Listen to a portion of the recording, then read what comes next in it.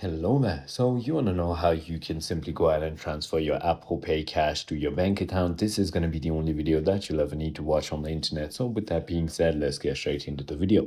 First things first, simply go ahead and open the wallet application. And once you've done that, tap on your Apple Cash card to view your balance.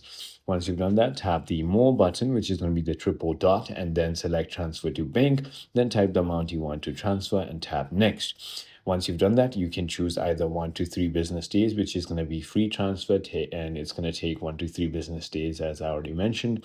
And the second one is going to be instant transfer, which is going to cost 1.5%, which is going to be minimum 25 cents and maximum $15. Requires a linked debit card. If you haven't added your bank, tap add a bank, enter your routing and account numbers and confirm. It is as simple as that. I hope this video clarifies everything for you. If it did, hit that like button and I'll see you on the next one.